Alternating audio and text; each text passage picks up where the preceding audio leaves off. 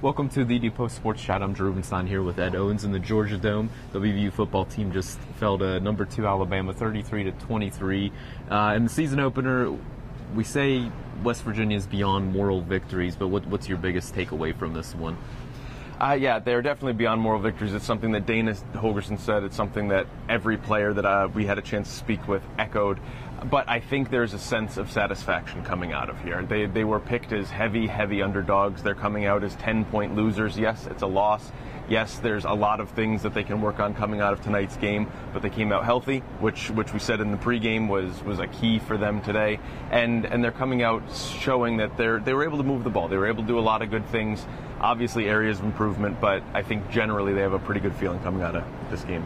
We'll kind of look at it offensively, defensively. Let's start on the offensive side. One of the keys to the game that you pointed out was WVU's run game, and we were interested to see how this five-man monster was going to operate, and it quickly turned into a two-man show. Was that just maybe the byproduct of this Alabama defense, or do you think this was actually a sign of where West Virginia wants to take its ground game in the future? I think this is what we're going to see out of WVU's running game. I think when they were talking about wanting to use 5 guys, they were talking about using them creatively, which creatively wouldn't mean using them all in the backfield.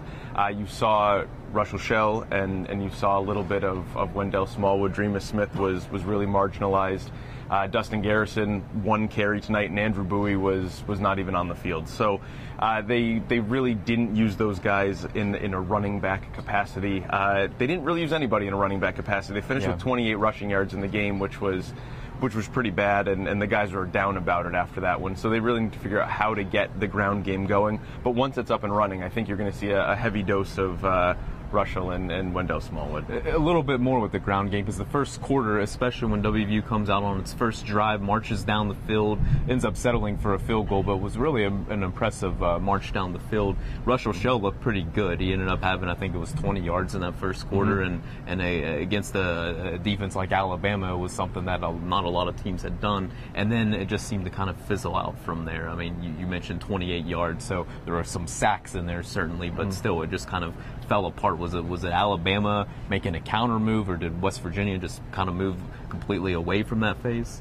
I think West Virginia struggled to move the ball. I think maybe Dana Holgorsen and Shannon Dawson hit the panic button a little early. They both admitted to that in the post-game interviews, that they really got away from the run early, and looking back on it, they hadn't had the luxury of reviewing the game film yet, but they may have regretted that. They may come to regret it and wonder what could have been. Another thing Dawson had said after the game was that really they were trying to use their passing game as their short passing game, as a way to move the ball as if they're running. Alabama was loading the box. They were kind of daring WVU to throw the ball, and it didn't leave WVU very many options other than to try to throw those short routes and hit those guys for gains that they would otherwise have tried to get on the ground. And that kind of leads into the next point of West Virginia's passing offense. Clint Trickett showed everything that the coaches have been raving about this offseason, and why they announced him as the starter so early in the summer. He ended up throwing for WVU best 365 passing yards. There were a lot of drop balls in crucial situations,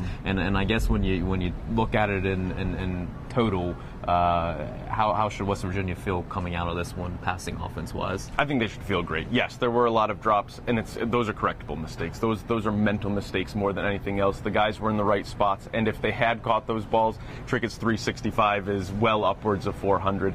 You've got a guy like Kevin White who had a huge game today. They were looking for consistency out of him heading into the season. If he can be consistently like he was tonight, 9 catches, 143 yards, I mean, he's a monster in the making right there. You've got a guy like Mario Walford who flashed his speed on the 100-yard kickoff return. He's obviously a deep threat in the passing game.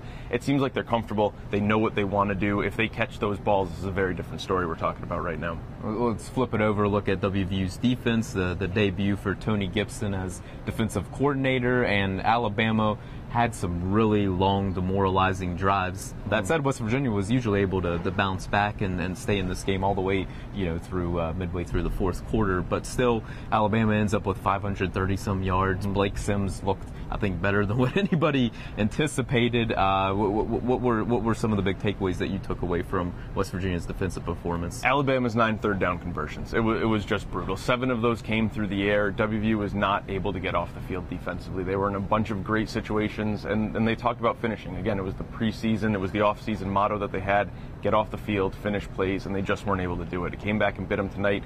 Tony Gibson, after the game, said, really put it on me. He said our offense did what they needed to do to put us in position to win this game. They scored 23 points on Alabama, which a lot of teams can't say they did. It was our job to stop Alabama, and they didn't do it. That's interesting, but one of those touchdowns actually came on Mario Alford's special teams return. One offensive touchdown, but still, West Virginia, I mean, that side of the game, they were looking for a return man, and it seems like they found it in Alford. Yeah, absolutely. But Ed, last one. Now it does go to Towson. It goes into the next week. All off season long, Dana Holgerson's been talking about it. We have two. One game can't become two. Alabama's here. Dana talked a good bit about this. How are they going to approach this leading into a home opener? He said his hardest job in coaching was going to be this Sunday, the day after the Alabama game. And I don't believe that's the case. I think they're pretty confident in their performance. I think they already have identified things they want to do. And from talking with the guys, coaches and players alike afterwards, it doesn't sound like there's a lot of picking up that Dana needs to do right now. These guys are confident. They're ready to head into Towson, and it seems like they have the right attitude that one loss won't turn into two. This thing shouldn't snowball because of a 10-point loss to the number 2 team in the country. All right, very good. Ed, appreciate your time, and please continue to check VDPost.com for the latest on the Mountaineers. Thanks for tuning in.